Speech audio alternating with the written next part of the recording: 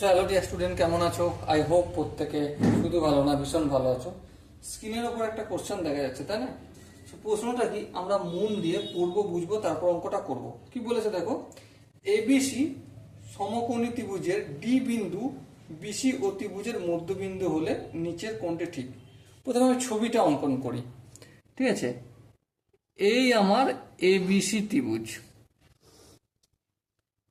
A B C, ABC ত্রিভুজ। এর অতিভুজ কোনটা? এই বিসিটা না? ঠিক। এবারে কি বলেছে দেখো, এরপর বলেছে যে ডি বিন্দুটা বিসি অতিভুজ। এই বিসিটা তো অতিভুজ, আর এই যে ডি বিন্দুটা না, বিসি এর মধ্যবিন্দু। এই ডি বিন্দুটা হচ্ছে বিসি এর মধ্যবিন্দু, ঠিক আছে? আর কিছু বলা নেই।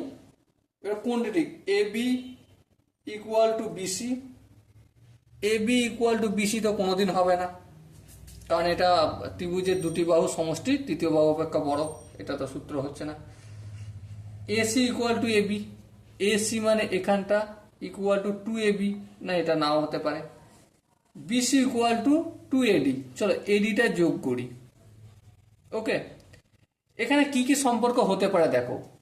এখানে বিডি ইকুয়াল টু সিডি হতে পারে, কারণ ডিটা হচ্ছে বিসির মধ্যবিন্দু।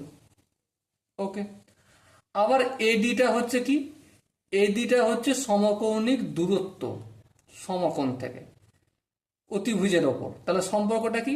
সম্পর্কটা হচ্ছে AD equal to half of BC.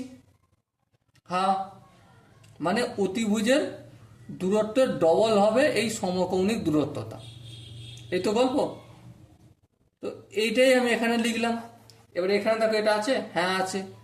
এই দুই হাফটাকে যদি দিকে পাঠাই কি হয়ে যাবে? Two into AD equal to BC.